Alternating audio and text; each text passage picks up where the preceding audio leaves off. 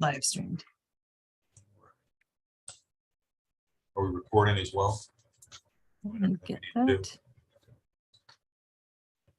All right.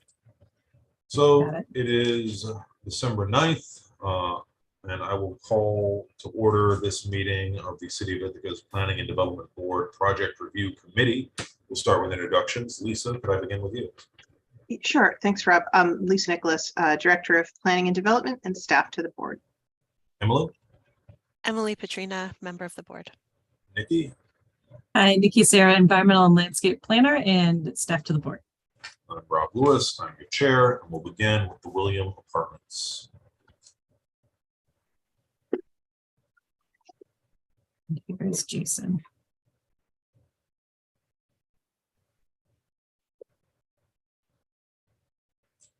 Jason, you're on if you can hear me. Oh, I'm here. Hello. Hello. Introduce yourself, although of course we all know you, and take it away. All right. Jason Demarest, architect. I don't know if Chris is going to join. Let's see. He's not here yet, but if he appears, we'll let him in. Yeah. Okay. All right, here we go. I'm going to share my screen. All right. You guys can see the rendering on screen? Yep. Okay. So what I've done is I've continued to manage the grade plane calculation to comply with the zoning height, but slowly moving these walls down a little bit lower. You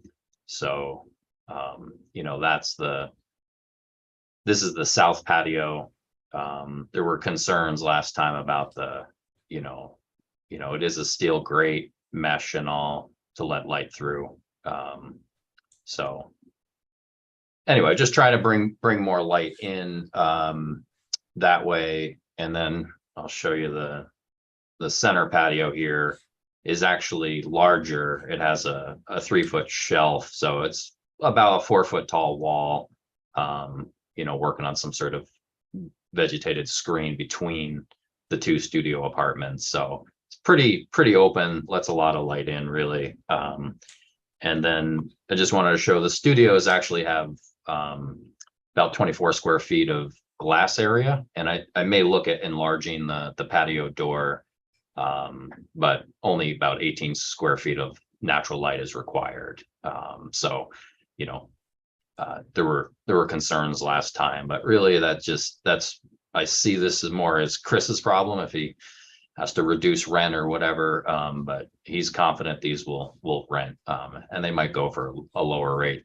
But then again, there is the patio space for that apartment, which is kind of nicer than just the small balconies. And Can I ask a question about the, Yep. excuse me, about the floor plan? Can you just go back? Yes. So is that a closet? Right here. Yes. Yeah, so this is actually a mechanical closet. The plan, I realized I reversed it. The bed and everything was in this alcove, but then I thought to let the light get deeper in. So I mirrored the plan. So we've got mechanical closets, and then technically, so this is just in flux. I'll probably have a storage closet right in there. So And so if you were to make the glass bigger, the bed would have to be partially in front of that. Is that what you're saying? yeah, actually it overlaps the non-operable side, but if it got larger, it would grow this way right here. So I'd go to a 6-foot door. Thank you. Yeah. And then I know there were some questions about, whoops, wrong one. Actually, maybe while I'm here, I'll just show you quickly, you know, the renderings I showed last time, you know, the vegetation, everything is just dropping a little bit. And then the boxwoods up here didn't make sense. That is a little bit deeper courtyard. I'll actually, maybe I should show you that one real quick as well. So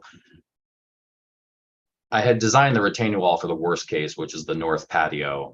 And so with that one there, I managed to lower. So the walls are now 6'8" in the patio. And then there is a step to it. And then it steps up there. So the site and, the street comes down, obviously, so it opens up on the south edge of that patio, but that's a 2-bedroom. The bedrooms have windows on the north side. So anyway, the purple line is the center patio. So I kind of did a hybrid, and then the south patio is basically what you see drawn, but the wall ends right here. So that south patio is nicer. And then the last thing I wanted to show was just thinking more about what to do with the back. And honestly, I don't know if it'd be a solid fence, but I just quickly put a fence on that wall. But probably what we would want to do is look at the mesh railing that we have on the balconies, and maybe put some plantings across there just to screen it. Obviously, I'm up in the air here. That's now I'm standing on the ground in the neighbor's backyard. So just trying to screen that. But if vegetation makes sense, we can do that. And honestly, from a safety standpoint, I think we should probably put a railing on those walls anyway. So yeah, I think that's it. The only other thing was the lighting on the front of the building. It's really was more designed to just create, a safer streetscape and light up the landscaping for a set period of time, say to 11 o'clock or something like that. So it wasn't so much about a dramatic washing of the building. So what I had shown at the last board meeting was just softening the effect on the wall. So there was that as well. But I think that's it. Great, thank you. We'll get feedback on what we've seen today and check in on anything we need to move forward on seeker in a couple weeks. Emily. Hi, Jason. Thank you for the presentation. Since you're on this slide, if the goal is to illuminate the streetscape, maybe the lights can just be sconces on the first level. I know that Elizabeth was interested in street lights, but other than that, I think we don't typically encourage lighting on residential buildings, but there could be an argument if it's just at that lower level. I think that would be a stronger argument, actually. My only concern with that is the sconce would have to shine outward more. So what I could do is I can angle the soffit lighting. The idea is to have a really narrow beam. I can pull it off the wall, so it's not lighting the building, it's just lighting the landscape. I mean, I can look at both, but yeah, we're open to that. Yeah. Or if it was at, positioned at the second level. Okay. Yeah. Shining down Sure. just on the Yeah. Streetscape and the plantings, as you said, Okay. instead of the fourth floor. Whatever height makes sense and is the lowest height you could get it at. Yeah. Would be my opinion. Okay. I still just don't understand the sunken courtyards at the back. Is that the west side? Maybe we They're can not. go- I wouldn't even really call them sunken. Like that retaining wall is Yeah. confusing to me. I know it's a wall that's already there, that's on the property line. Yeah. Does it need to be there at all? Because this came up with the last one. You're building up a wall to have the earth to then have another retaining wall back down. Can that all just be at 1 yard level? Does the retaining wall need to be there? It would be nice. The problem is it's grade plane. It's the economics of trying to get those apartments in there. But if I lower that grade, we're now over the height limit. I could look. I've got increase the grade to make the height limit work. Yeah, so we were just trying to work with the existing condition. That's the existing grade, figuring that was fair because that's how it currently is, and then build off of that. Right. So, and what we really wanted here, rather than just a little window well, was at least a space to get out there, for the tenants. So if you eliminated the built up earth, you could be down at grade plane and have a better experience for the tenants. However, then you would need to go for a variance for the overall height of the building. That's right. Yeah. And Technically, I could because the grade plane calc is as soon as you have this low patio for that full width of the patio, that's the elevation you have to use. This grade doesn't matter. But when you get in between, you get credit for that higher elevation. If we're going to put the barrier, a guardrail on that outer wall, I could actually push the patios all the way. Yeah. Maybe that's a better way to do that, really open it up. So I like that. I mean, I can't speak for the whole board, but I would absolutely support a variance for the height and the number of floors if it eliminated this kind of change in elevation that created these sort of sunken courtyards. If there's a way to get those courtyards at a natural grade or closer to it, much closer to it, I think that would be a really reasonable variance to support. Yeah. On this side, I don't know about the other sides, but at least on this side, that makes way more sense. It would reduce your project costs for building because you're eliminating several retaining walls. I'm curious what the rest of the board would say to that, but that would be my approach. Yeah, I mean, likewise, I can't speak for the rest of the board, but this little strip of earth pinched between the two retaining walls to preserve these sunken courtyards that nobody on the board likes. I think getting rid of that is probably pretty compelling. Yeah. Lisa? I just want to, again, I agree with Emily about the lighting. If the purpose is for pedestrian scale lighting, it should be pedestrian scale lighting, which is not generally on the top of a building. So there are many options for providing light at the pedestrian level. You've gotten this feedback over and over again. I don't think people support lighting the building, even if it's for safety. There's other ways you can light the street to create more pedestrian lighting if that is in fact your goal.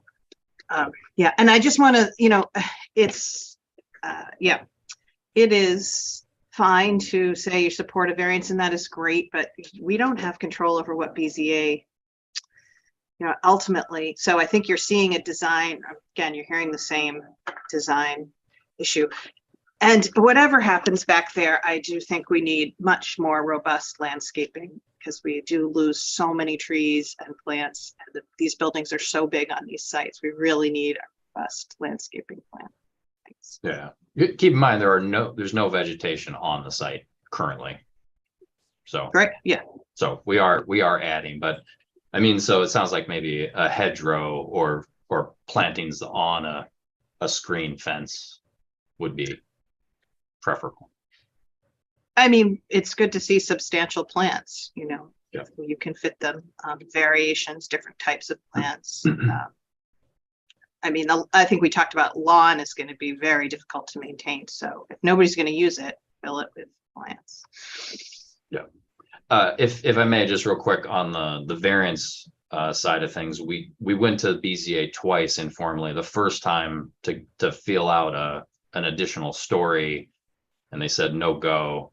And then the height, and at the time there was a height variance, and there was a lot of pushback on that. So the second we lower that grade plane and turn this 4-story building into a 5-story, it's gonna fail. Yeah. Right. So that's what the variance would be for. If you lowered the grade plane, you'd functionally, from a zoning perspective, you're adding a story. Yeah. Yeah. Is that what you're saying? Yeah, exactly. Yes. Yeah. Okay. Yeah, I hear that. I guess I'm focused on the sort of as of right post-variance contrast, focused really on this strip of earth tied between these two retaining walls, which I see is really compelling. But Lisa's right. We're not the zoning board. We don't get to decide that. I'll say I hate this. Like, I hate this patch of earth tied between these two retaining walls. I have not voted against the project yet, but every time I see this, I wonder if this is my first, which is a shame because I like this building and it's the right kind of housing in the right spot. But man, this is stupid. And it's not, it's not you being stupid. You're reacting rationally to your constraints. But man, this strip of earth and burying these little patios doesn't make any sense at all. Niggy. I don't really have anything to add. I would just echo everything that's been said. And especially I think the second courtyards and the landscaping in the back, as Rob just pointed out, are the most troubling. But I do agree it is a very nice building. It's just, I don't know how it's fitting on this site quite yet. What do we need to check in on for seeker, since that's on deck for a couple of weeks from now? Sure. And also Garrick is here too. I don't know if you noticed. Oh, I did not. Yes, he made it. And I have to apologize, another link went out. So I do apologize for everyone who is on a different link. I think that's corrected now. For seeker, I think they're set except for the lighting and the sunken courtyards. Good. Answering that for you. Eric, sorry to skip you. no, I was on the other link for a while, when no one else is there. But anyway, I guess I joined halfway through, so I have nothing to add. I'm still a little confused, but I'll be up to speed from henceforth. All right. Well, I think that does it on this project for today. Thank you very much. Can I just ask one quick question about the schedule for the board meeting? We are hoping for a recommendation or thoughts on the variances, because we're scheduled for January BZA. I thought that was going to be part of the agenda this month. I think if you're on the schedule for January BZA, then we would be doing something on the variances, probably incorporating language from the part 3, because that's what we've been doing most recently. Yeah. Yes, and I'm sorry, Rob. I was just gonna say it's on the agenda, Great. the planning board agenda. Your Okay. variance. Mhm. Okay, I just didn't see it on this PRC. I didn't see it on the agenda. But if You it- haven't seen the planning board agenda yet. That Yeah, goes okay. out. Yeah, Right, I've just yeah, seen this but one. it's on Gotcha. there. Okay, Yeah, good, no, good. good. I'm glad you checked. Yeah, okay, great. All right. Thank you very much. Okay, thank you. Take care. That brings us to Squeaky Clean Car Wash.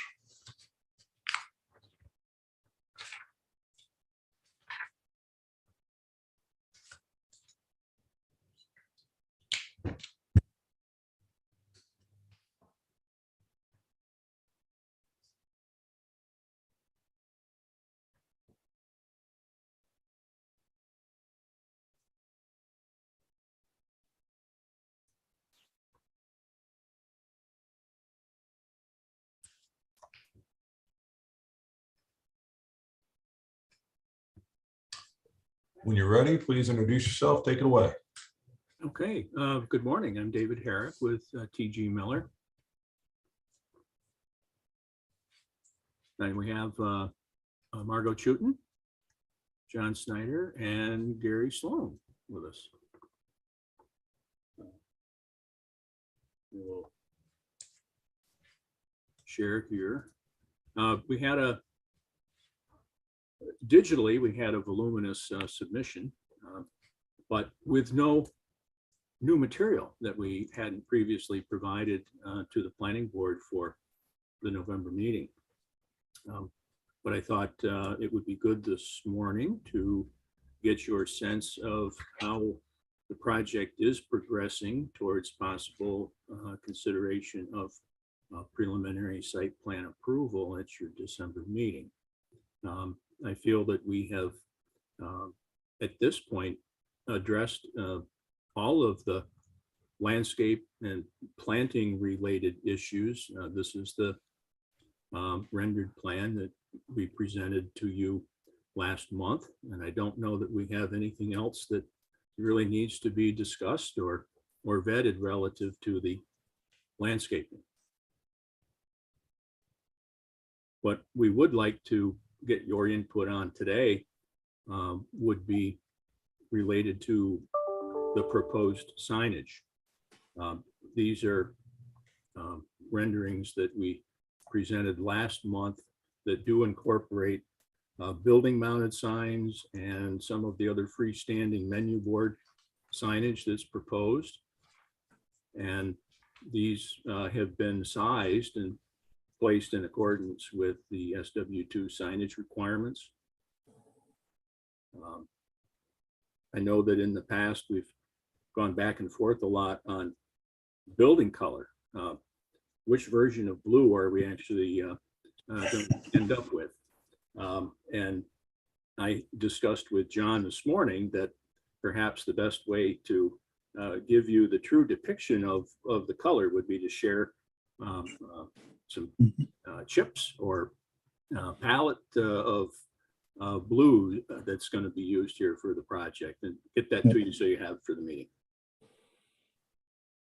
And then specific to the signage, there was a package of material that was prepared by the GNS group, which is Gary's consultant for the sign proposal. And we have proposed a pylon sign, and a comment that came up during the planning board meeting was that no pylon sign, please, but we would want to understand if that was in reference to where it might be located, or no pylon sign at all. But we have proposed a pylon sign in roughly the same location as currently exists on the site. And just for reference, this almost blank pylon sign is roughly 21.5 feet.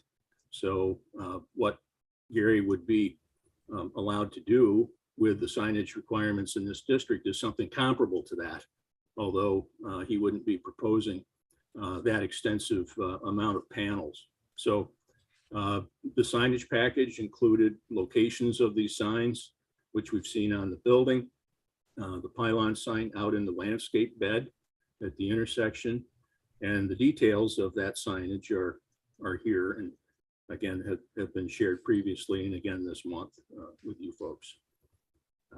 So that would be of interest to us to get your reaction to the signage at this point. And then we've also talked a little bit about sound attenuation from the vacuums that are proposed behind the building. And just to put this in context, relative to the nearest residential receptor, we have a property over at 514 North Titus, which is next to the CVS. That is our nearest residential property. And we have, and will provide to staff later today, some information relative to the vacuums, the sound levels that are generated by the vacuums, and also some information that Gary had developed taking actual measurements of the vacuum operations at 377 Elmira Road. There's 6 vacuums there. We're proposing 6 vacuums here. They will be comparable equipment. Based on the measurements that Gary had taken, which included a lot of background noise from Elmira Road, we can show that the sound is attenuated to below the city residential receptor requirements when all of the vacuums at this proposed site are operating. So we'll be sharing that later today. But this is essentially the technical data that was requested at the last planning board meeting, and this will be included in what we share with staff later today. So I guess at this point I would pause and ask for your input and questions. Great. Thanks for that vacuum information, the noise stuff. I feel like having some data on that is really helpful to make sure we've done our due diligence there.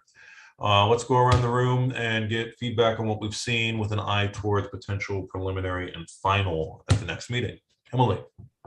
Hi, thank you. I feel pretty good about moving forward with this as it is. I thought last week or last month at the big meeting, you know, the decibel information that you gave us anecdotally was convincing. And so to have this backup, I think for me solves that issue. I did take a walk on the opposite side of the creek where you showed, David. And I actually know that owner of the property you're talking about there, and it's really dense. I think when windows are open and you might have a chance of hearing vacuums, the trees and lower brush on both sides of the creek act as a really great buffer. So for me, that doesn't really pose an issue. The pylon sign that you asked for feedback on, you know, I think There are pylons on all the corners of this intersection, McGuire, Super 8. John, you're becoming the architect of this intersection. You have to redo the Super 8 next. I'm not opposed to a pylon sign. I looked at your other squeaky location sign further down 13, and it's a lower sign.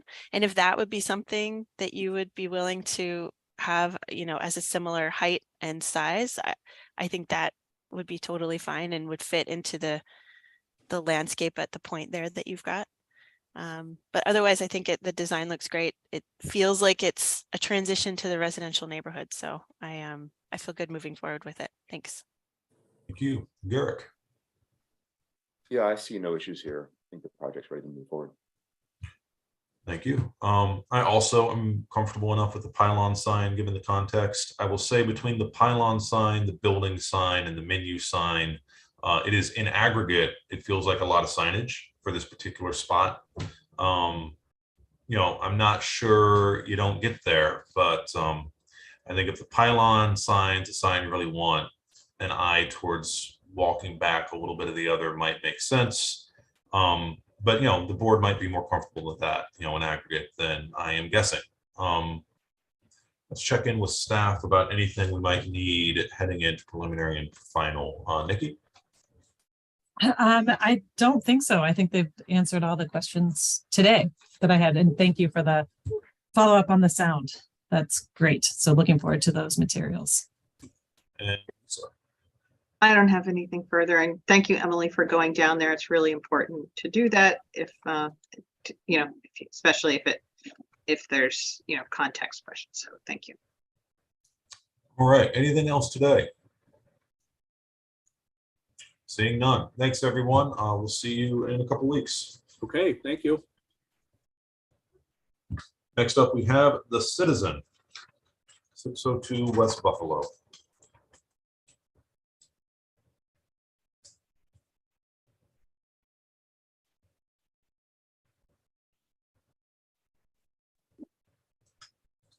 Good morning. Good morning. If you would, please introduce yourself and take it away. Do I have the whole team here? I do. Okay, I'm Laura Matos. We are here to talk about the Citizen, and I have the whole team and Adam Fisher from Marathon as well, and Julia from our team from Vism. Steve, I will let you guide the conversation, okay? Sure. I'm always sharing this large screen, which causes problems. So I just want to make sure I share the right screen for all of you.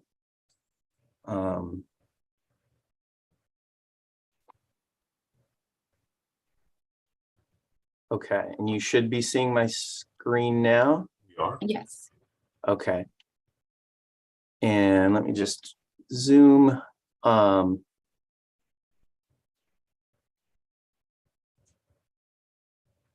first of all, congratulations for having an agenda with like 4 projects on it today. That's great for you guys. You guys have been working so hard. Okay, so mainly what we wanted to focus on today, we believe that the action item for the next meeting is going to be focused around the FIF. Nikki and Roberta from our office have been in communication over the last week or two. We've been trying to check off all the items that we think we need answers to. We believe that we've answered just about everything from the highlighted version, which was the comments I think we received maybe just from staff. I'm not sure if that was the board as well. And we've identified these 4 outstanding items, which we wanted to talk about today. The tree survey, the status of the shadow study. We have 2 more context renderings to show you today. And then we're in the process of updating all elevations of the building, which we'll have ready for next meeting. But with that, I think I'm going to ask Adam to update us on the landscape, including the tree survey. But maybe before we go through that, could I ask maybe Nikki or Lisa, does that sort of summary of where we are with the FIF sound approximately correct? Yes, Okay. I think it does. Thank you. Okay. All right, so Adam, I'm gonna kind of go through a number of your slides here. Oh, geez, let me do another zoom here. So Adam, why don't you take it away? Sure. Thanks, Steve. The survey and the demolition plans have been updated to include the tree species. There's not a lot in the way of landscaping on the site, but we have updated the tree species there along North Meadow, along the front of the existing building, based on the city's tree survey database that's publicly available, as well as having the surveyor go out and identify those trees that we're taking down on the site, which are, I believe, just 3 trees. And I believe there are 2 are locust and one's, I believe, a walnut that we're taking down. Hey, Adam, is there, Yep. I'm sorry, I'm not sure if these slides are in the right order for you. Is there a particular drawing you'd like me to be on? The demolition plan would be fine, The or demo the plan. survey, yeah. Okay. All right, sorry. Yep, so if you zoom into the kind of the northwest portion of the site there, Steve, yeah. There's two trees there right where the cursor is that we're taking down. Those have been identified on the latest plan, as well as the small 2-inch sapling that's over by the TCA parking entrance off of Meadow. And like I said, the 3 trees along the existing building's frontage have been identified based on the tree survey database that's publicly available. The other change that we've made is to the site plan to marry to the architectural footprint that's been updated, primarily to include the carve out at the street level at the corner. Yeah, keep panning down, Steve, if you could, please.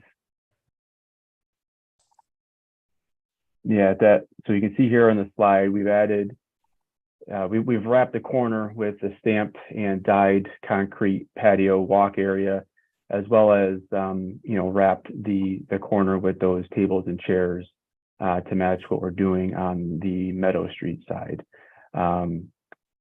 Steve or Laura, if you want to speak to any of the mural updates, you can do so. Otherwise, that's kind of long and short of what we've made as far as an update on the site plan. Yeah, I'm happy to update on the mural. We had conversations with, as I mentioned in the past meeting, with Anne-Marie Zwag, and also, and we got some information on like the structure that we need behind the murals, because they are very heavy, and the cost. We are also analyzing that versus Ithaca Murals mural. We are considering both options at this point.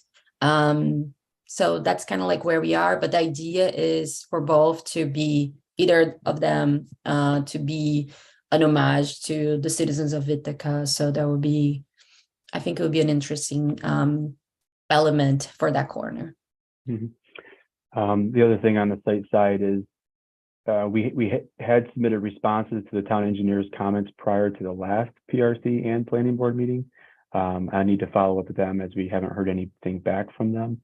And a lot of their comments and concerns were surrounding the driveway on Buffalo Street and concerns over just the volume of traffic coming out of it. But we've submitted a trip generation memo noting that there really isn't that much traffic coming out of Buffalo. And we've further clarified to the city engineering staff that the driveway on Buffalo really is only for residential tenant parking. It's not going to be used by the ground floor retail tenants or their customers.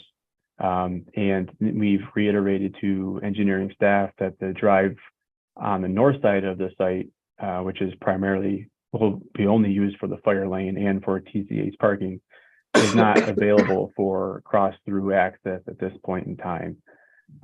We have taken that information and our site plan and passed it on to DOT, Rick Stevens, for DOT's initial input. We did get some comments back from them this week, most of which were technical in nature. They had a couple of comments on the trip generation memo as to some of the methodology outlined in the memo, but they also acknowledged that their comments would not have any substantive changes in the conclusions in the memo. So we can certainly pass those comments on to the city as well. They did not have any specific feedback, either in favor or expressing concern of the use of the Buffalo Street driveway. So I have reached back out to them to get clarity on whether or not they have any concerns over that so that we can clearly communicate it to city staff. The one item that they did bring up is the project as a whole is going to generate the need for more parking possibly, but they recognize that the city does not require off-street parking in this zone for this type of project. So they have deferred that notion of potential traffic congestion concerns for individuals trying to find a place to park on the surrounding streets back to the city.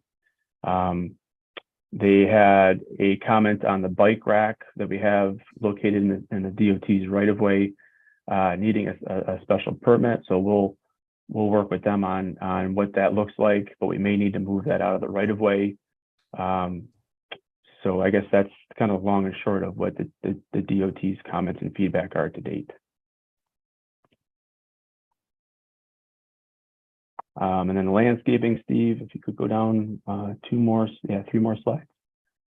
The landscaping, the only change to the landscaping was to remove the landscaping that we had at the corner of the building at the street level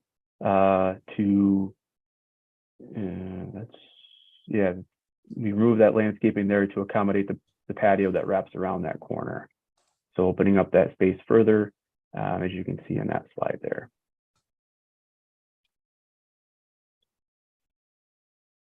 I don't have anything else, Steve, unless you think I missed something. Okay, no. Just wanted to give you an opportunity. Okay, any questions for Adam, or should I have a few more items? Should I keep going? Keep going. Okay. So the sun study is in progress, and we should have that submitted, at least a week in advance of the planning board meeting. We could probably have it for you sooner. I mean, we're probably days away from finishing it. I guess if we complete it sooner, Nikki, should we send that in as soon as it's done, or? Sure. Or just, Anything okay. sooner is fantastic. Okay, I just didn't want to send you lots of pieces, but as soon as that's done, we'll complete it. It's in progress. And then there was a request for some other visualizations of the building. I will preface this by saying this is a first draft of a 2-step rendering process. So all the materials aren't perfect, all the colors aren't perfect, but it does approximate the view that we're looking at. So there was a request to see the house that's on the west side of the building in context. This is a very similar condition to the project on 709 West Court Street that is just north of this project site, where the building approaches the property line, and it has about a 5 or 10 foot setback from the property line, and the house is very close to the property line. So I think contextually it's consistent with things that are happening in the neighborhood. Architecturally, I would say, I think the FIF said, what are the design elements that are addressing this? Well, this is a taller building, but I think that the development of the elevation, while the windows we've treated with verticality, the overall massing of the building is treated very horizontally, which I think we would argue is sort of breaking down the vertical scale by leveling the building and sort of pancaking the building. So that's a very conscious decision, rather than stressing the verticality and the facade having tremendous vertical lines.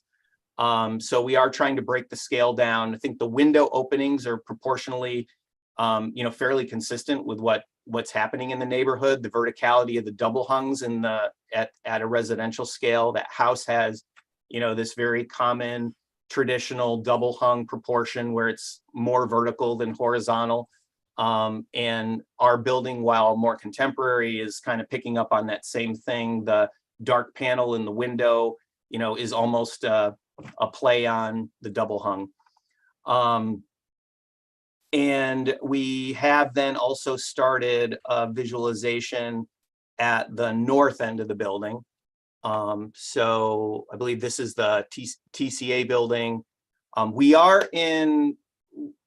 had reached out to the fire department the last time we met with you.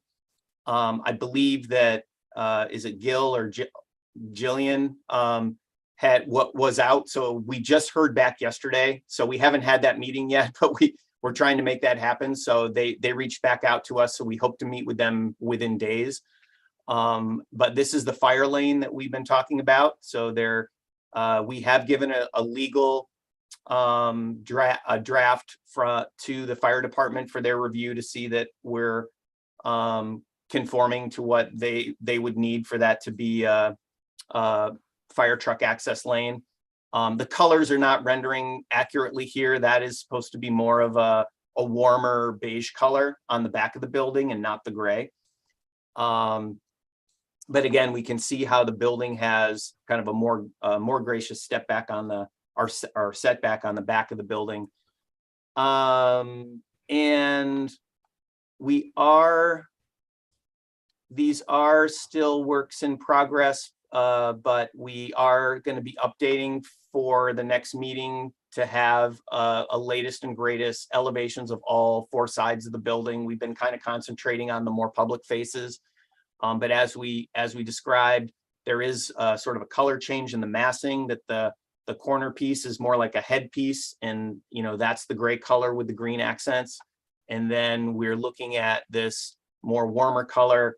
We've always thought about it as kind of a play on natural stone materials, a grayer stone and a more beige stone, and then the color variation being slight and not a rasterization or highlight of individual color, but sort of a speckling. And in fact, that elevation isn't showing the slot that we talked about in the last rendering. So all these are being updated. These are the 2 elevations that you've seen less of. So this is the back of the building. So you're seeing the gray headpiece in the distance. You actually wouldn't see that because there's 2 buildings in the way. But that's, if you were standing at the fire lane and looking, you'd be seeing 2 other buildings instead of this section of the building. But you'd be seeing the back of this building, which is what you see in that second rendering. And then this would be the western facade, which is not just a big long facade. There's actually like a number of steps in the tens of feet, not inches of play in that elevation along the west side. And that's all we have for you today.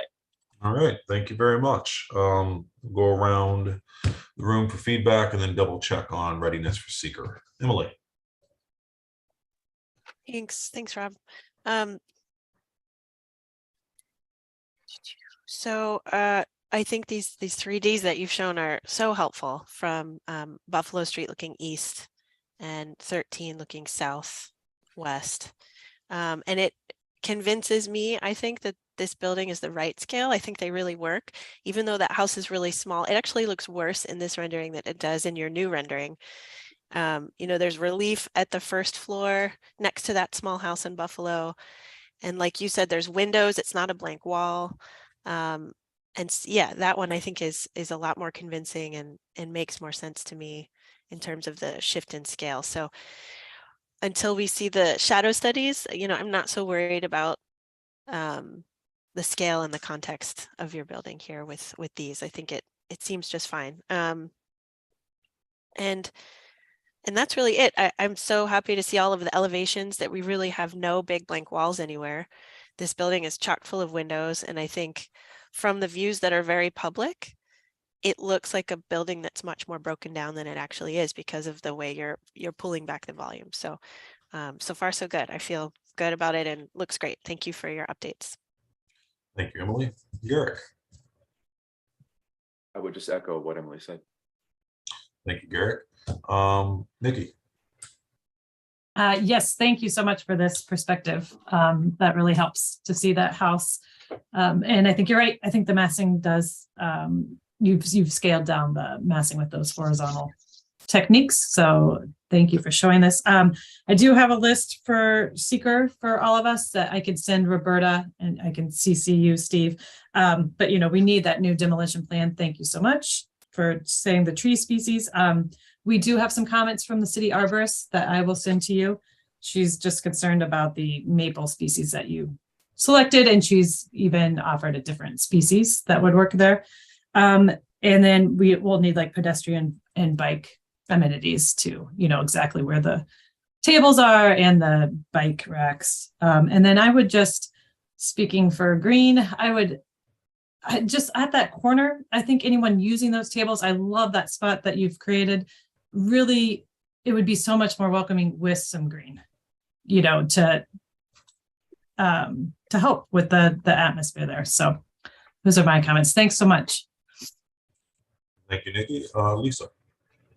Yes, also thank you for those renderings, perspectives. Those are really, really helpful. And so I had a couple of questions because I think the renderings really, drew attention to that area. So both of those structures, buildings on North Meadow Street are supportive housing. So this is a very sensitive population. And so what are you doing to minimize the construction impacts to this population? And have you spoken with Magnolia House and the other place? And what kind of foundations are you using? And are you, probably that's in the seeker, are they, I assume you're going to be there will be piles. So what kinds, how are you going to minimize noise impacts? I mean, I would really talk to both of those providers and find out how to work to best minimize the impact on those people during construction. Thank you, Lisa. Anything else before we move on? I was just going to say, Rob, we did make the sky gray in the renderings. I appreciate that. That's always helpful. Emily.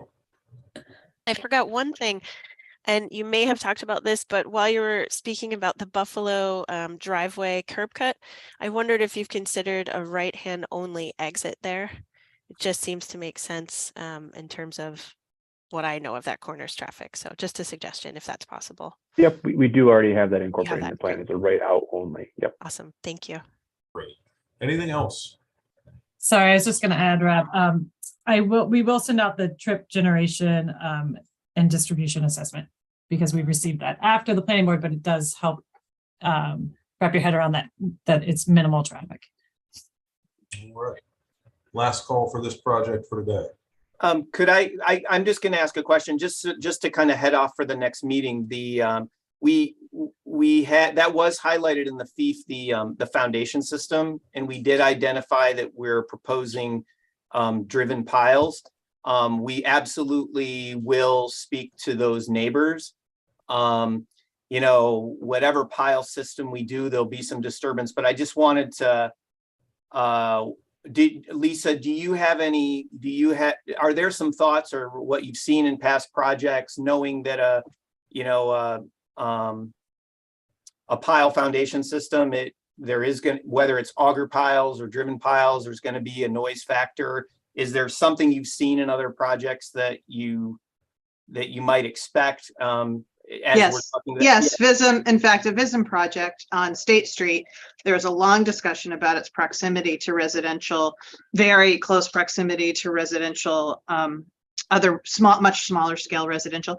And it wasn't a sensitive population, and they used, and it hasn't been built yet, but we spoke over many meetings and finally landed on drilled piles that don't have vibration. So I would not recommend, I don't think you should be driving piles in this particular location because of the incredible proximity to other residential uses. Well, I think that's it for today. Thanks, everyone, and we'll see you in a couple weeks. Thank you. Okay, thanks, everyone. Next up is Breeze Apartments. I believe Eric should be in the waiting room. Looks like he's been let in. When you're ready, please take it away.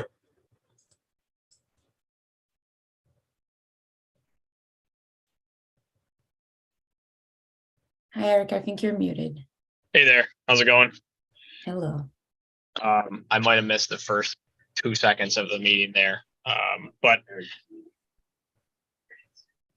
What? We're I good. think yeah, we're good. Sorry, Rob's behind me. So good morning, everybody. We have a couple of things to talk about today on the architecture and design side, and I think Laura has a couple of updates on the brownfield as well. So just to get started, I sent a couple of documents. I'll share my screen here and we'll go over those quickly. I don't think anything is too complicated, but hopefully everybody's got a site plan here. So in the last planning board meeting, we discussed some of the more logistical items of the overlook as well as the trail itself. So we just wanted to outline a couple things really quick. We showed where we think the signage would be. And I do have a mistake here. I noted that these would be open 8 a.m. to sunset, but they'll be open 8 a.m. to 1.5 hour after sunset. So we'll make sure that we get that updated. But we're planning to have one sign at the road, one side over here at the bridge, just sort of as an additional reminder about the hours of operation. And then I think the biggest concern last time was related to safety and where guardrails and fences would exist. So this tried to outline in this document what we would have. So there's a sort of a retaining wall with a railing that would exist here that would connect to the building and then eventually tie into the pedestrian bridge, which would have a railing similar to this. That's sort of a CAM package.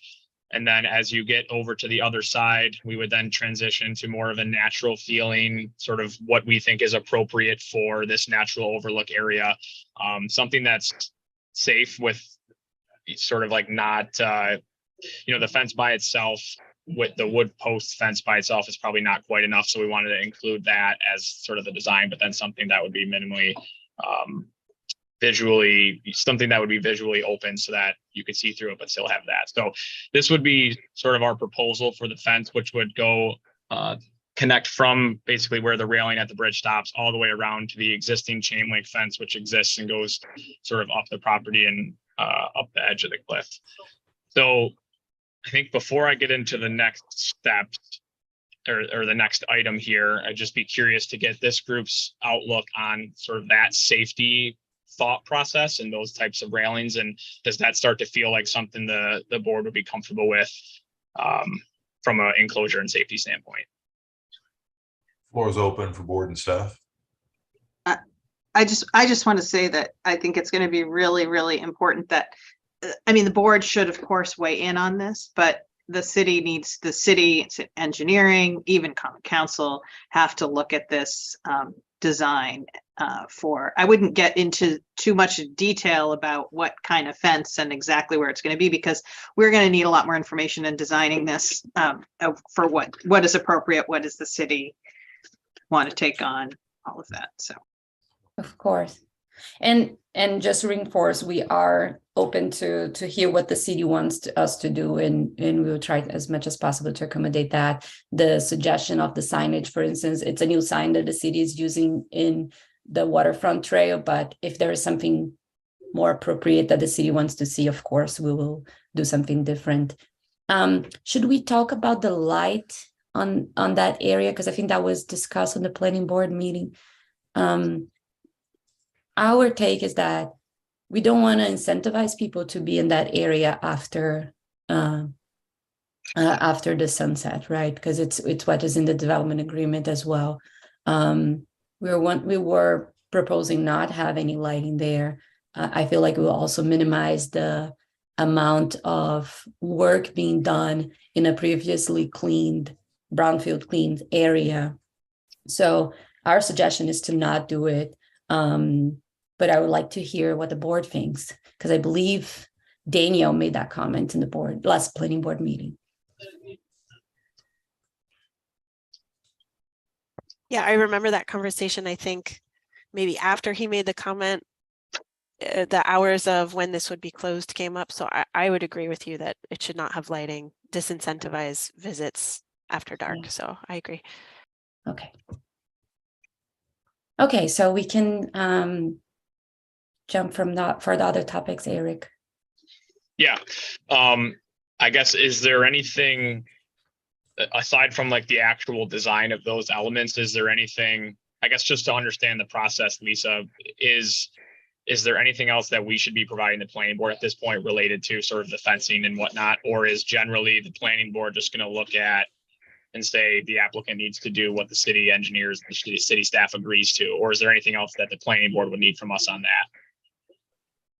Well, I mean, I think the planning board should have input into the design and the, all of that, but I think we need to sort of separate these. We have to say how it should be designed and what are the important features of the design and what kind of environmental conditions we have to take into consideration in designing it. But the final design, I think we're still a ways away from that. It needs input from different people, including the planning board.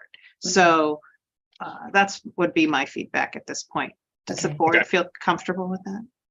Yeah, and oh, sorry. For instance, so just for instance, right? We met with engineering last week and they said, for instance, we need geotech of this area in order to determine where to put the fence, where to put, how we need the outcome has to be a long-term durable amenity, right? So without that information, we don't know where the fence should go. That would impact like how tall it would be, what kind of foundations it should have, what the abutments of the bridge would look like, all of that. So I feel like we're a ways away from a final design that could change based on what we find out as you get more in depth into the conditions on the island. So I think the thing that I would like to check in on with you, Lisa, is the design that we're looking at now. Does that get us far enough to be able to move forward with seeker? Can we talk about impacts with what we're saying, evaluate those impacts, do what we need to do, and then check back in later as things wrap up? I think so, as long as we're very specific in seeker about how it has to be designed and what has to be taken into consideration when we've already drafted that language. Okay, great. But on the other hand, they're not a BZA until February. So the board has another month to consider seeker. Should we not? Sure. No, that makes sense. Checking back in with the applicant. Is there anything else left presentation wise? Because we should try to work through that before we get too bogged down and back and forth. Yep. I think there's just two really minor items. We had sent a previous site lighting plan that was like very difficult to read and not together. So we sent a new one, just showing the same information as far as the foot candles on the ground, 0 foot candles at the edge of the property line towards the gorge, and just a little bit more information on here. So I don't need to bog that down, I don't think, with anything else, but you've got that now. If there does need to be a write-up as part of the FIF, Nikki, just let us know. We're happy to do that. If this is good enough, I'm a graphical person, so if this is good enough, then great. And then the only other item, we had a comment last week about the facade materials. So we just wanted to give this group an update on that, and then maybe if there's any other conversation that's spurred from that. So we were looking at the EFIS and there were some comments about that material. So we just basically where we're at with that is, we like the EFIS for a couple of reasons. It's flexible with the design. We can do recesses, we can do joint patterns. It's great thermally because it's one continuous envelope piece. We don't have to interrupt it with anything. But that said, we know the planning board's thought process. So we are looking at sort of the global picture of the facade. The EFIS is definitely a cost-effective material. So it allows us to focus our energy in some other places with building cantilevers and wood look siding and brick and things like that. So we are evaluating sort of the whole package of the facade right now with Vism Group and some of our other partners. So we are looking at that. But something like fiber cement is certainly going to be a different price point. So it may, again, we just got to sort of evaluate the whole thing together. So, we like the EFIS. We heard what the board said. We're keeping it off of the ground. It's never in direct contact with the dirt to try to minimize some of those pieces that there were concerns about dirtiness and things like that. So I guess with that, that's where we're at. If there are any other comments or concerns, Rob, from your group, we'd be happy to field those, but we'll be a little bit more prepared, I think, at the planning board meeting later this month to discuss what options we have. Great. I feel like we've checked in by and large on where seeker stands, although we'll double check again. We'll go around the room for feedback. And before I do that, I'll say, I like this rendering and I wonder how it would look with a gray sky. I wonder if I would like this palette as much if there wasn't that bright blue sky to make it look a little less drab. So I'd be interested in seeing that. We don't necessarily need to see that next month. We got a lot of time to talk about design. Emily. I don't have much to add. Thanks. Thanks. Garrick. I had to step away, Rob, for a minute, so apologies if I missed it. But I think I'd asked last meeting about the taking the dirt away and going by the high school and the middle school. And I just wondered if there's any conversation with the school district about conflicts there. The other thing I'd add is just a general comment, but it seems like this conversation about EFS has come up several times, and I'll just make a note to my colleagues.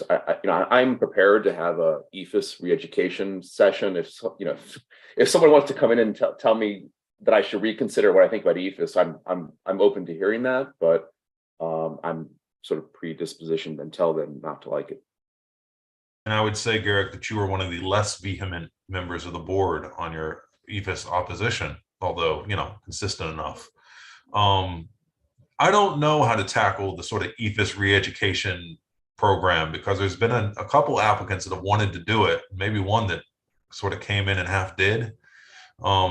We should have that conversation as a board, maybe, rather than, with the applicant, I think, at this point. Want to check in with Nikki and Lisa, anything that we should try to go over today in anticipation of the next couple weeks?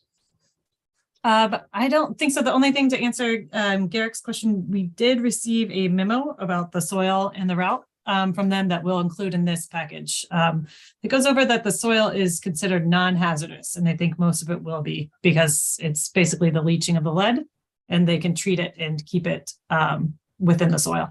And then the other thing, they have contacted the superintendent. They're waiting to hear back. So in seeker, I said, they would keep us updated on those conversations, and that route is the same route that the city took the construction to remedy the city land. And there will be 2 to 3 trucks. Yes. Round trips per day. So it's very, very minimal. But we'll include that in the mailing. Anything else on this project today? One thing, Rob, I just wanted to mention, thank you very much, Eric, for the photometrics. It brought up for me the having those tall lights right next to our single family homes right on the other side yes. So I definitely want to see a section, and we want to make sure that the lights are well below the homes and won't illuminate, won't spill over there. So, even if it doesn't spill, like just seeing like a parking lot light is, Yeah, we want to avoid that. I think we had a section without the lights at one point, so we'll just get that updated. That would be great. Thank you so much. Get that included. Yeah, thank you so much. Emily, I saw your hand. The amazing front page rendering that you show. How do the corner windows work there?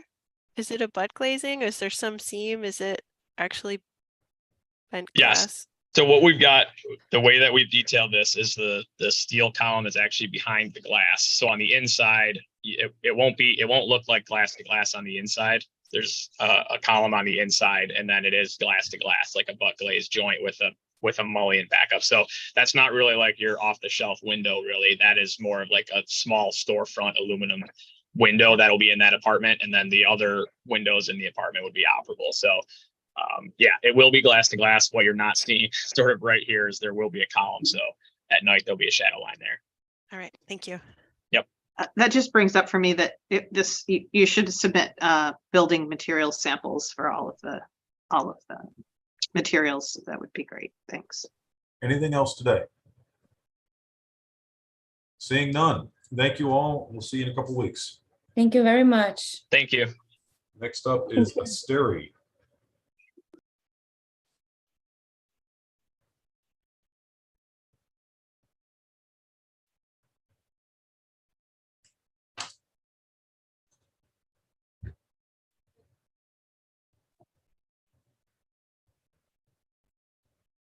Good morning. Good morning. When you're ready, please introduce yourself. Take it away. Yep.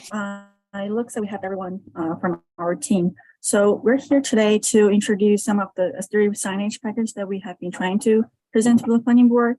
And we're planning to attend the PRC planning board for this month and also next month. And we will be attending the BZA in February. So that's when we're gonna get our variances and all that. And so in the cover letter, we kind of briefly introduced, we are proposing 11 signs, and 3 of them are Venno logo signs on doors, but they still count as a sign. And we're going to apply for variance for the exceeded size and also exceeded number for those signs. And I will hand it to Bruce here to introduce the signage package.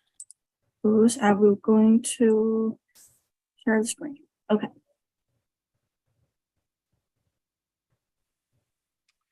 Hey, Bruce, good are you morning, there? everybody.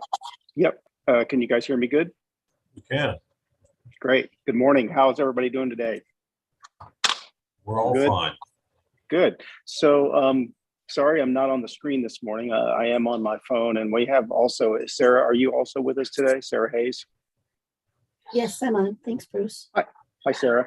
So, we took some advisement from the early discussions on this portion of the project. The advisement was to simply either remove or completely reduce drastically the signage at the top of the building. And we've had several internal discussions and have agreed to go ahead and essentially remove the signage from the top of the building, the big A that was facing west and the word Asteri that was facing south on Green Street. While we really believe they are going to be iconic elements in the skyline from far away, just like everybody else does, we also understand the hesitation from the planning board and from BZA and the approval of those kinds of signs. So those have been removed from our proposal at this point. What we're talking about primarily today, and why Sarah's on the phone with us, is the conference center level package. Ife has on the screen there sort of the perimeter view of all the different signs and where they're located in plan view. And then there's some elevations showing each one of those. Whittam has also done a fairly extensive spreadsheet showing the calculations and the numbers and what's allowed and what's not allowed. So I'm not going to go into all the details of that, but suffice to say, this portion of the project is also a fairly widely sponsored element, meaning from both financial and stakeholders and otherwise. So also it's a very unique element downtown. It'll be a place where people come from all over to visit. So knowing where they are, where they're going, where they're coming into the building, where they're exiting, all those things are going to be really important to be able to help identify. It's almost a bit more than just building signage. It's also a bit of customer and patron wayfinding for people that are coming in from out of town. So with that, the only thing I'll say about the package is I think the only thing that may somehow be a little redundant in this package is on the northwest corner. So Ife, if you don't mind giving us the scroll down to that northwest corner, we've got a couple of options that we're discussing. Primarily the signage for the conference center itself, meaning the name. And we've got one option that shows the name facing west, and we've got one option that shows the name facing south. And we will probably end up selecting one of those two elements, not both. Beyond that, everything you see in this package are things that are intended to be put in the signage package. They may change somewhat with fonts. They may change a little bit with some color aspects or maybe some logo element aspects, but primarily the size, location, and scope of what you're seeing is what we're proposing. Sarah, and I have been working directly with the conference center building committee to try and hone in more specifics and more details and more final selections. But I think today what we wanted to do is basically show the package scope and scale and maybe get some feedback from the PRC here and then take this to the planning board and BZA along with Sarah will probably bring somebody with us from the conference center team to those 2 meetings. Any further, did I explain that well enough, Sarah? Do you have anything to add or edit in my comments there? No, I think the only thing I would add is the building committee and the local development corporation is going to be working over the next few months on the naming rights for the building. So that's where we've got placements. We've got kind of placeholders for signage.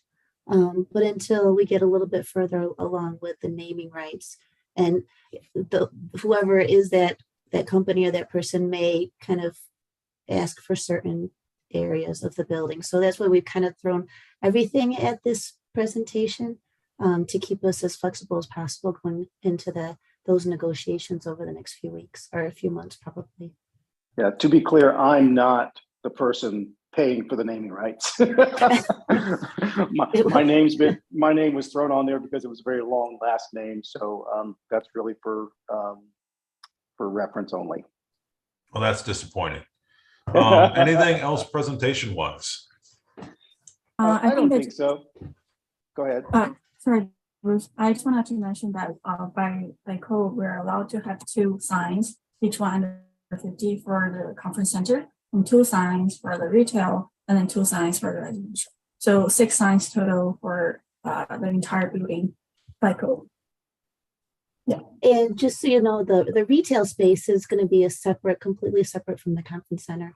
We've negotiated a separate deal with ASM, and they're going to run this as a retail hands-free, kind of like an Amazon Go store that's open to the public. So that's why we have the additional signs at this location. Thank you.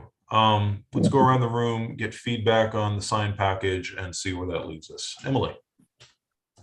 Well, I mean, this is a big building that is accessed on all the sides. And so I think going over what's allowed makes some sense. And from the images, what you've shown seems really reasonable, especially considering the big A has been removed. For my piece, I feel like the southwest corner, I like it facing south better, whether it's the blade sign or writing on the south facade, because I think that just addresses, the blade sign is probably the best considering a one-way street with traffic flowing that way. It's not, my problem with the other one on the west is that it seems to just be addressing City Hall and is almost an oblique view from car traffic. And so yeah, so I like the blade sign better. I feel like it will reach more people, or lettering on the south side of above the windows there. I really like the red and black, very long signage that's above the main entrance. The length doesn't bother me. The sign doesn't, because in proportion it's so slim and really does address exactly where you're going in. So I think that black and red one makes a lot of sense. And then the smaller ones, I guess I would just want to take some time to look through them, but where you have it placed on the plan seems to make sense. So I have no red flags about the package. I like it. Thank you, Emily. Garrick. Yeah, I like going after Emily because I can just say I agree. Well, there you have it. Thanks, Garrick. Lisa. I don't have anything to add. Thank you for your responsiveness to our comments. Yeah. I think we do need more information about the signs. So are they internally illuminated, all that kind of stuff, like the actual construction? Maybe you were waiting for feedback in order to get that. We were waiting for feedback on kind of what you guys thought was the best for the location of that main sign. Half the building committee liked the blade sign, half of the building committee liked the mounted sign, and then a couple of the building committee wanted both. So we were kind of looking forward to your feedback today to start moving forward a little bit more with the design specifically. Sign number 2 that Efi has on the screen right now, that would probably just be stainless steel lettering. I think it does need to be illuminated so you can see it all the time, but it would probably just be a stainless steel lettering. Nikki. Thank you. I completely agree with Emily, and I definitely like the blade side better on the south side. I just think also it reach more people, and City Hall doesn't really need to be informed because we know that there's a conference center right there. Yes, and thank you for being responsive and eliminating the large the large A from the top. And I also really like this signage here that you're showing. So thanks. Well, to sum up, this seems consistent and fairly positive feedback. Consensus for the blade. And we'll of course want to see the tech details when you come before the full board, just so we have everything we need to move forward. But this seems like a relatively warm reception for a sign package. And we'll see you in a couple of weeks. Just a couple of quick comments about the comments real quick. The Sure. blade sign, one of the things we were just primarily concerned about was sometimes there is some resistance to those kinds of signs, but this one does make sense in our opinion, as you point out. Secondly, we will have to get some basis of a DOT encroachment permit to do that. So that would have to be part of the process. As far as the west facing or the south facing verbiage, I think it's a 50-50 split in and among the groups that we're talking to. One is that, yes, as you're driving down the street, that while it does face City Hall, that corner will be very visible as you're coming down the street, but as will the blade sign. Personally, I agree with you. I kind of like the sort of elongated southern portion of that.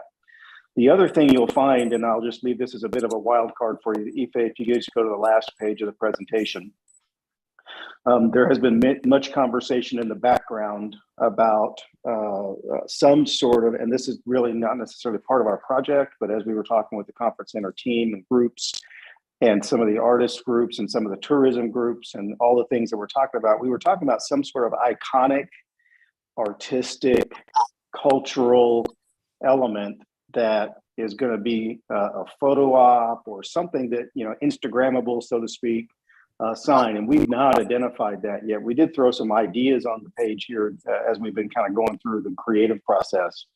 But that west facing facade or somewhere along the pedestrian level, maybe in the alley between Herald Square and our project, we're thinking of doing something a little more creative and Instagrammable. So we think this is a separate little piece of the project, but just wanted to make sure everybody's aware this is still on our radar. Emily. I feel like that would be dynamite in the pedestrian alley. It would activate it. It would illuminate a fairly darker space and just give some life to it. So if it's on a low level, I think this is a great idea. Good. Anything else? That's all we have. Thank you for your time and feedback today. Thank you. Thank you. That should bring us to agenda review. That was fast. 4 minutes over, but I'll take it.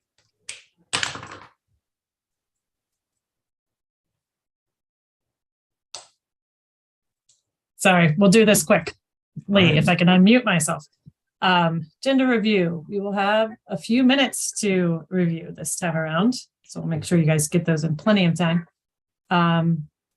First up, Asteria mixed use, what we just saw, the sign package. Breeze Apartments, what do you guys think, potential seeker determination? Because we do have, they're not going to the BZA till February. Right, potential, yeah. Yeah. I think we probably execute, but leave us right. I feel the same. Yep. But okay, the citizens seeker determination. Yep. Squeaky clean car wash, potential preliminary and final SPA. William Apartments seeker determination. And then we have 3 new smaller projects, Alpha Phi Alpha residential house renovations and very small NYSEG Hudson regulator station, but in a pretty prominent visual space. So wanted to take it to the board. And then the Argos Inn expansion, which will be going to the ILPC the same day as our planning board. So we'll find out if the ILPC has given it its go ahead, which they think they will. I think it was received warmly the last time that they appeared in front of them. Is there any reason we're not declaring lead agency on a couple of those new projects? Yes, we will not have DEC's concurrence as of yet. All right. So we can do that in January. And then zoning appeals, we have 4. One being the William. And then the other one, in which you guys have already done, is the So 215 the- East State yeah. 210. And didn't they already do the telecoms too? Didn't They did. Yeah, Yep, so they yeah, did. so- So yeah, we definitely can. Yeah. All right, well, that all looks manageable enough. A lot of actions given the number of projects, but should be fine. We want to Um, talk about the EFS thing with the group. Yeah, I guess we I could. think that would be a Mm. great, who's really, I feel like knowledgeable about that is Emily, not Emily, you're Emily, Elizabeth. Yeah. Or at least has opinions about it, but she might be a good resource of how to, if you're talking about education, because they all are claiming that it's much better than it used to be, but how do we know that? It was a So, really good idea, Rob, to pull it away from the applicant and let us do this, Yeah. with a non-biased source. I think that makes me feel better. Let's put it on sort of new business. discussion, Bring it up, yeah. We'll talk about it. Okay. I'm sure we won't determine anything for final at the meeting, but we can have a conversation. Well, Sure. we're talking about a retreat and we could nail down a date for that. And that could be part of the discussion because we talked about doing a design. And I think that material is really part of that discussion. When you Mhm. have a flat building, how can EFS chain be better or worse for it? So Sure. maybe we could figure out I think Elizabeth might be really helpful in figuring out how to educate ourselves about that. I agree with that entirely. Anything else? Yeah. Is our meeting on the 27th? It's on the 20th. It's on the 20th. It's on the 20th. Okay. I'm sorry that I didn't update that. Thank you. Oh, no, that's okay. Good catch. Anything else? Reminder to this group, but we'll send it out to submit that you've done the sexual harassment training or do it online before the end of the year. Thank you. I can send an email to remind everyone. Thank you. too. Thank you. Yeah. For follow-up. Is there a way to know if we've done that already? It's a yearly thing. So Yeah. many people do it through their employers. And if you haven't, and I don't know, you would know if your HR department, Emily, has. Let me ask myself. Have I? No, I haven't. I haven't forced myself. Ask HR. Ask your HR. Yeah. All right, we all will be talking to our HR departments and we'll see each other in a couple of weeks. Okay. Rob, can That's we good. ask you a quick question before? Yeah. Yeah. All right. Okay. Yeah.